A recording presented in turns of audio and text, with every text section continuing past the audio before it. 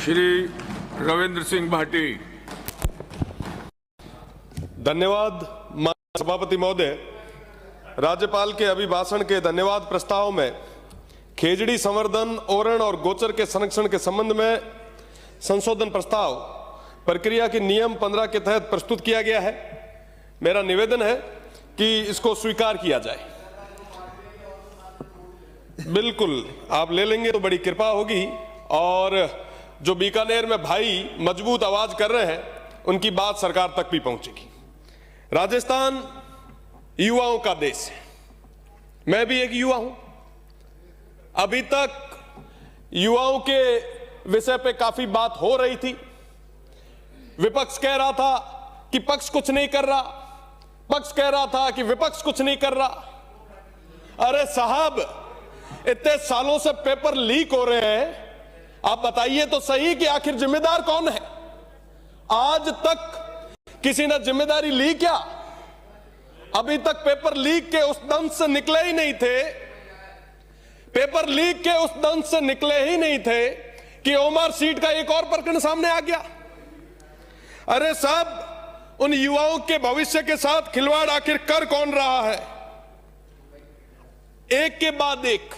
साहब, हम हमेशा देखते हैं जब भी कोई परीक्षा होती है, बहनों के मंगलसूत्र उतार दिए जाते हैं, उनकी चोटियां काटी जाती हैं, मेरे सिख सरदार भाइयों की पग उतारी जाती है, और वो तमाम लोग इसलिए सहयोग करते हैं कि काश ये पेपर लीक रुक जाए। पर साहब, जब बाढ़ ही खेत को खाएगी तो बचाएगा कौन? ये मत समझिएगा कि बाहर बैठा युवा समझ नहीं रहा, वो समझ रहा है, वो देख रहा है। अंदर बैठे हुए माननीय किस तरीके से पेपर लीक को लेके चिंतित है, वो सब तरीके से देख रहा है। मैं तो एक ही बात कहूंगा, माननीय चंद्रशेखर जी ने कहा था, जिन हाथों में शक्ति भरी है राज तिलक देने की, उन हाथों में ही ताकत भरी है सर उतार लेने की। साहब, समय रहते पेपर लीक रे प्रकरण और तमाम यह मुद्दा रे माथे एक विशेष आप चर्चा कराओ और स्थितियां जो है वो प्रदेश रे शामिल लाओ। ये तो बात हुई रही हायर एजुकेशन री।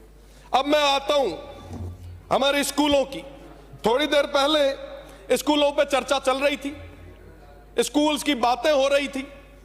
कहा गया हमारे विपक्ष के नेताजी ने कि 1.5 लाख टीचर्स की कमी है, 3700 स्कूल जर्जर अवस्था में है, 80,000 कमरों की जरूरत है, 44,000 शौचालयों की जरूरत है। अरे वाह, बहुत बड़ा नंबर आपने बताया साहब। आप देखिए कि पूर्ववर्ती सरकार में आप भी शिक्षा के मंत्री थे, वर्तमान वाले भी अभी आए हैं। तो साहब, आखिर यह कब तक पूरा होगा? क्या आत्मनिर्भर भारत 2047 में इस तरीके से बनेगा?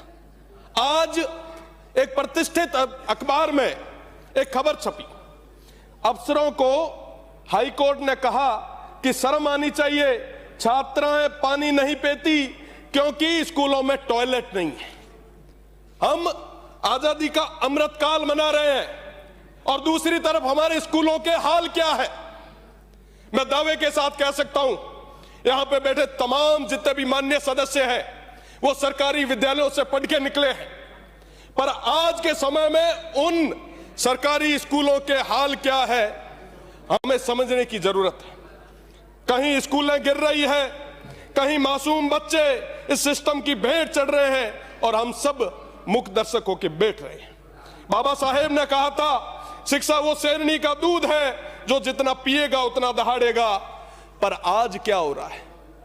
क्या इस तरीके से हम तक्षशिला बनाएंगे?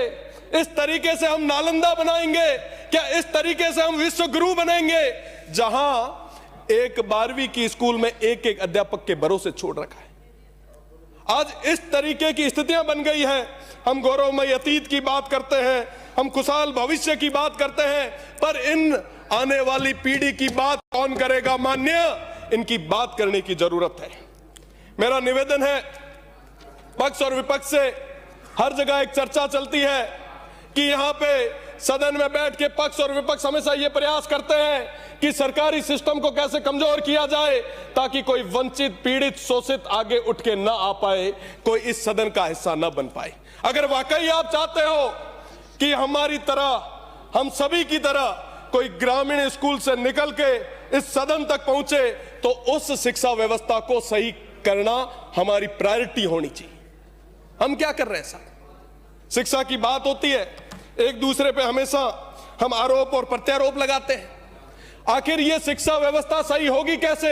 माननीय, मैं कंक्लूड कर रहा हूं, बहुत जरूरी विषय है। आखिर ये शिक्षा व्यवस्था सही होगी कैसे? शिक्षा व्यवस्था तब सही होगी जब हम एक कानून लाएंगे, हम इस चीज की अनिवार्यता करेंगे कि चाहे पंच हो, चाहे सरपंच हो, चाहे प्रधान हो, चाहे प्रमुख हो, चाहे विधायक हो, चाहे सांसद हो, सभी के बेटे उस सरकारी स्कूल में पढ़ेंगे। इस चीज का कानून लाएंगे, तब जाके ये शिक्षण व्यवस्था जो है ये पूरे तरीके से सही हो पाएगी। क्या बात करेंगे? मैं तो यहां खड़ा रह के माननीय मुख्यमंत्री जी से कहना चाहूंगा कि आप ऐसा नियम लाएं, हम आपका सहयोग करेंगे और मिलके। और आप देखें, अगर ऐसा कानून राजस्थान में आता है कि साथ ही साथ अधिकारियों के भी जो पुत्र हैं वो सरकारी स्कूल में पढ़ेंगे, तो निश्चित रूप से ये जो शिक्षण व्यवस्था है ये सही होगी। आज के समय में आप देखेंगे कि कोई भी सक्षम व्यक्ति सरकारी स्कूल की तरफ नहीं जाता, कोई ध्यान नहीं देता, ना हम देते हैं, ना सरकारी सिस्टम देता है। आम आदमी, गरीब व्यक्ति, वंचित व्यक्ति का जो पुत्र है वो वहां पढ़ता है। पर क्या साहब हमें उसकी चिंता है? इस तरीके से अगर चलता गया तो क्या हम विश्व गुरु बन पाएंगे? मेरा तो यही निवेदन है कि हम सब मिलके काम करें। मैं बात पूरी करने से पहले हुक्मरानों ने फरमाया है, एक चीज है, लाइनें हैं, ये जरूरी है, ये प्रदेश की जनता सुनना भी चाहती है। हुक्मरानों ने फरमाया है कि नारों से बदलता है जमाना, सियासतदार कहते हैं सियासतें बदले तो बदलता है जमाना, लेकिन मिजाज है जहां बदलने की इतना कुछ काफी नहीं होता, बदलने वाला खुद बदले तो बदलता है जमाना।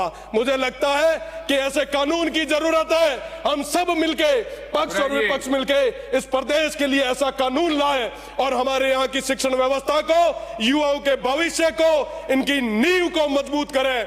मैं बहुत बहुत धन्यवाद देना चाहूंगा। श्रीमती शोभा रानी कुशवाहा।